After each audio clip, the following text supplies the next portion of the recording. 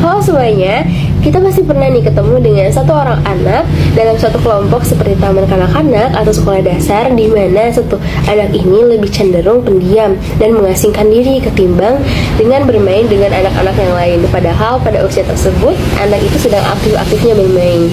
Hal itu bukan hal biasa, melainkan gangguan Asperger. Nah, dalam video kali ini kita akan membahas tentang gangguan Asperger dengan pemateri saya, Rizka Nur Aini, dan rekan saya, Nailah Rizkia, Arya Ibrahim, dan Purwo Aji. Gangguan Asperger merupakan gangguan syaraf atau gangguan neurologis yang tergolong ke dalam gangguan spektrum autis. Gangguan spektrum autis atau yang lebih dikenal dengan penyakit autisme merupakan gangguan pada sistem saraf yang mempengaruhi kemampuan seseorang dalam berkomunikasi dan berinteraksi dengan orang lain. Setelah mengetahui apa itu gangguan Asperger, sejarahnya tahun 1944 Hans Asperger, dokter anak dari Austria, pertama kali memaparkan gangguan perkembangan autistik psikopati. Tahun 1979, Winkel menyarankan istilah autistic spectrum disorder untuk mendeskripsikan sekelompok anak dengan gangguan interaksi sosial dua arah, komunikasi, dan aktivitas imajinatif. Tahun 1981, Wings merekomendasikan istilah sindrom Asperger untuk tipe gangguan spektrum autistik dan mendeskripsikan secara detail beragam manifestasi klinisnya dalam logat berbicara, komunikasi nonverbal, interaksi sosial, dan koordinasi motorik, juga idiopathic interest. Tahun 1989, psikiater Swedia Christopher merumuskan kriteria individu gangguan Asperger. Tahun 1989, Stadmari Berner mereview manifestasi klinis GA dan mengklarifikasi bahwa GA terpisah dari autisme. GA di sini gangguan Asperger ya disingkat. Di tahun 1990, International Classification of the Disease mengidentifikasi sindrom Asperger sebagai subtipe pervasive developmental disorder dengan kriteria diagnostik spesifik yang berbeda dari gangguan autis. Lalu epidemiologi gangguan Asperger sering terdiagnosis setelah anak berusia lebih dari 3 tahun atau usia sekolah. Prevalensi GA berkisar dari 3 per 1000 anak hingga 2,5 per 10.000 anak sampai 1 per 100.000 anak. GA lebih sering pada anak lelaki dibandingkan anak perempuan dengan rasio 4-9. Selanjutnya kita akan membahas tentang gejala-gejala dalam sindrom Asperger ini. Yang pertama, tentang sulit berinteraksi atau mengalami kecanggungan dalam melakukan interaksi sosial dengan teman-teman di sekolah maupun dengan lingkungan orang-orang di sekitarnya.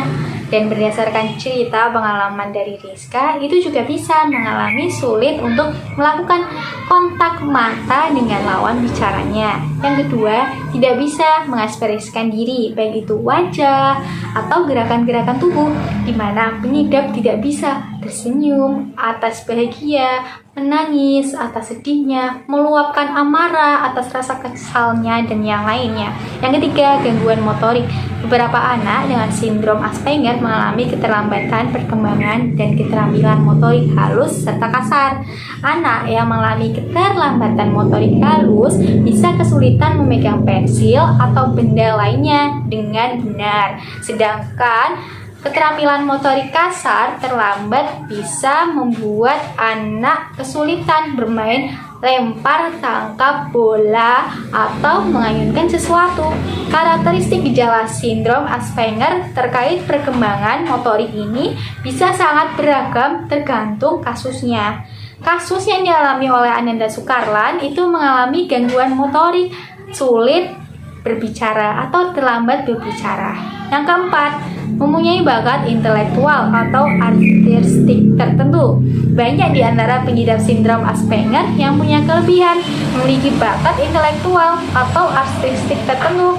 Umumnya, pengidap menunjukkan kelebihan talentanya sejak usia dini dan terus unggul sampai dewasa. Seperti kisah nyata yang dialami oleh Ananda Sukarlan yang menjadi seorang pianis yang terkenal. Dalam hal ini, kasus seperti sindrom Asperger belum diketahui secara pasti penyebabnya, karena juga terbilang cukup langka.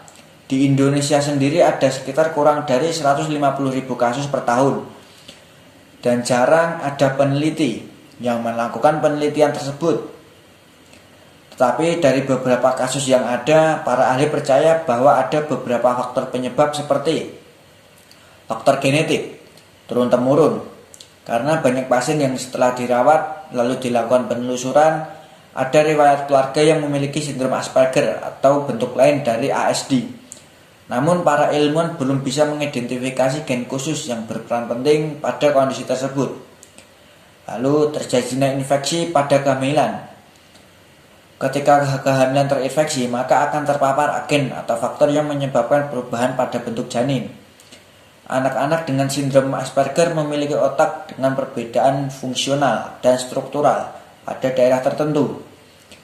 Seperti autisme, terjadinya sindrom Asperger pada anak-anak tidak bisa dicegah. Akan tetapi, beberapa usaha masih bisa dilakukan untuk meningkatkan potensi dan kemampuan penderita. Seperti autisme, terjadinya sindrom Asperger pada anak tidak bisa dicegah, akan tetapi beberapa usaha masih bisa dilakukan untuk meningkatkan potensi dan kemampuan penderita. Bentuk penanganan ini diberikan melalui terapi yang berupa terapi bahasa, bicara, dan sosialisasi. Penderita sindrom Asperger sebenarnya pandai dalam menguasai bahasa dan berbicara. Hanya saja kemampuan ini tidak mampu dilakukan kepada orang lain. Dengan terapi ini bertujuan untuk membiasakan penderita berbicara kepada orang lain, melakukan kontak mata ketika berinteraksi, serta membahas topik yang juga diinginkan oleh lawan bicara.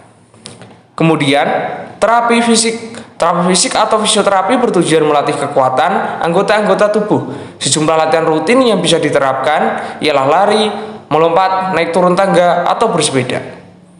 Selanjutnya, terapi okupasi. Terapi yang cukup lengkap dengan menggabungkan latihan fisik, kognitif, dan panca indera. Terapi ini bertujuan untuk memperbaiki sekaligus meningkatkan kemampuan kognitif, fisik, sensorik, motorik, serta memperkuat kesadaran dan penghargaan kepada diri. Lalu, terapi perilaku kognitif. Terapi perilaku kognitif memberikan pengajaran kepada anak mengenai cara-cara untuk mengungkapkan perasaannya dan bergaul dengan teman sebaya atau orang-orang di sekitarnya. Penderita akan dilatih untuk mengendalikan rangsangan yang diterima indera-indera tubuh, rasa takut, cemas, keinginan, penolakan, dan ledakan emosi. Sekian penjelasan dari kelompok 5 tentang sindrom Asperger.